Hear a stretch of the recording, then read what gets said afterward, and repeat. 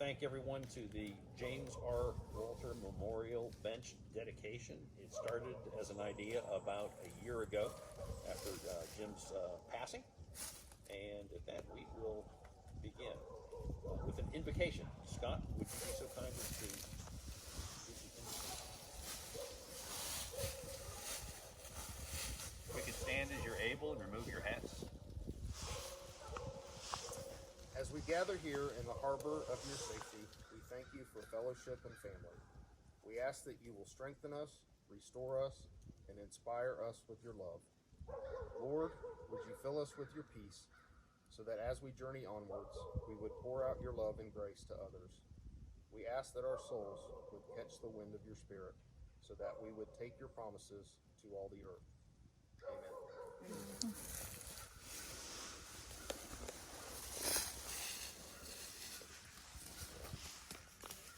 Again, welcome to the James R. Walter Memorial Bench dedication. In addition to recognizing Jimmy Ray, we'll also recognize all those that have been an integral part of the Channell Hunt Club. We pay homage to Bonn Channell, Vergil Clark, and Ray Hansford, in addition to Jimmy. All four men enjoyed hunting these mountains above and working the fields below. During hard times, this land provided sustenance to many families. During good times, this place has brought us a reason to meet as a family, to live, love, and laugh. Regardless the reason, this place is very special in our hearts. At this time, we'd like to unveil the plaques on the bench that have been made specifically for this ceremony and for generations yet to come. Would like it known that Bonn Channell, little Bonn Channell, was very helpful putting this together.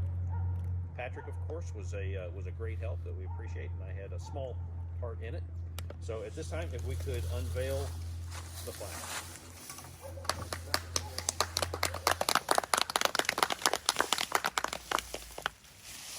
It was important to Bonn Channell. He hunted these hills and hollows as a boy and returned every chance he could as a man.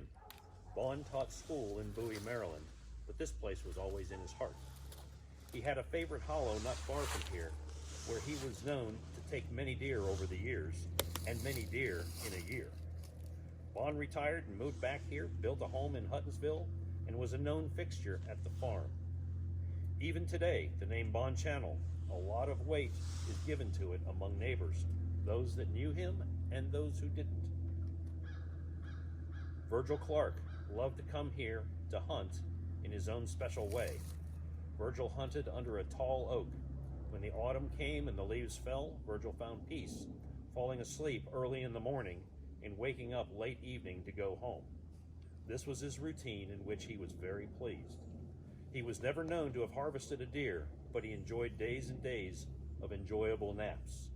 Enjoyment is something we all seek. He found it here.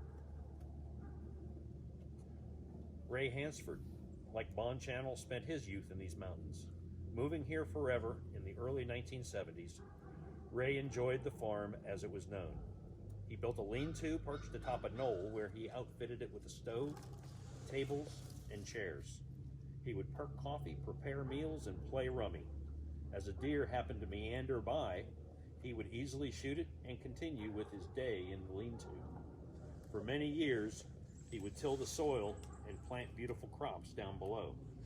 A family effort ensued as they all worked the crops together, weeded the plots, and canned the abundance.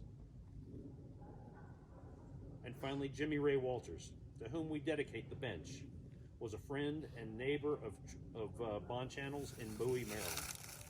Jimmy, a talented carpenter in the White House, enjoyed coming to the farm with Bonn. He quickly ingratiated himself to the community, even while living in Maryland. This became his second home. So much so, he and his wife, Miss June, retired in Beverly. Jimmy spent countless days right here deer hunting. This was Jimmy's spot. It was known that Jimmy would shoot anything.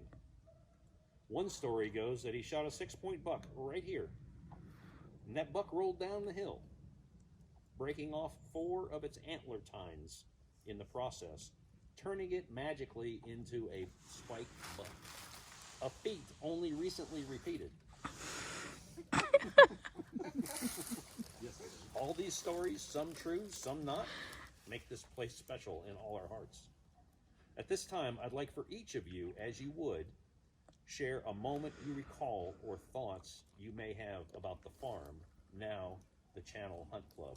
Perhaps an experience or a life lesson that you carry with you today. So if anybody would like to share a story or a feeling or something that they specifically remember about a time at the farm.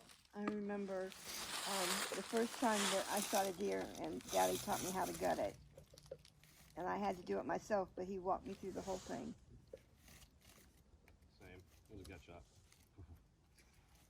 I remember Ray waking me up early in the morning before dawn in the summertime, and that's real early. And we would come up this road through Beverly and Huttonsville, and we would get up here just as the sun was coming up. And he would have buckets for me down there. And I'd take the rocks out of the garden and put it over into the creek and bring water back. And he was very meticulous about how much water each plant got each day. And did that for days and weeks and months on end, and absolutely enjoyed every minute of it.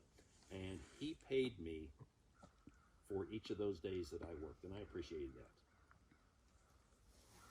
When the girls were young, and by the girls I mean April and Marianne, it was pre-Rachel, we would come up here and sometimes stay a week at a time in a tent. And if you was in the tent and you had a little fire out in front, and the dogs from the neighbors would come and stand outside, and you could see these big monster dogs through the tent to walls. But we loved camping there. I'd leave at 2 o'clock and come back at midnight because I worked the 3 to 11 shift. And it was good. It was good. It was a highlight for me this year to bring Junior on his first ever four-wheeler ride, and brought the four-wheeler over here, and we rode the power line and we rode the trail, and you looked around and you just said you said to me, "Oh, how I would love to live in the mountains like this." Yeah. Like to build a cabin up here. Have a cabin. Get us some of these trees. I'd have to be way up there in the sky. Be nice. Any other remembrances? Any other? I'll just say quick. First time I ever had anything to drink was from Jim.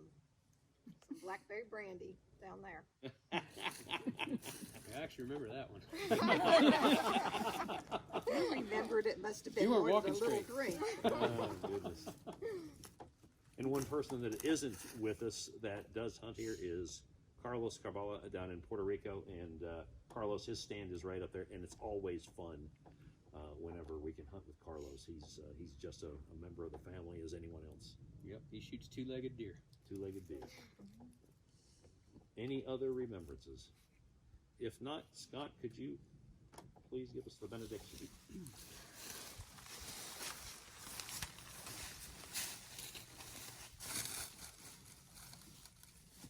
May the Lord bless this farm. May the Lord bless this farm, continuing to make it a special place, full of generous welcome for all who visit, brimming with warmth and contentment for family and friends, overflowing with hospitality and nourishing provision, a haven for safety and peace in night and day, and a place of refreshment, of growth, and happiness for generations to come. Amen. Patrick, in dismissal, would you please say a few words? Yep, I've hunted over here for, 30-some years now, something like that. And one of the remembrances I just thought of is my dad. He'd never say he shot a deer until he got up to you. And he'd take his hands, they're all bloody. Anyway, so that's it. And hope it continues to be more great years up here with younger people, hopefully. My son and my daughter and some other people, for sure.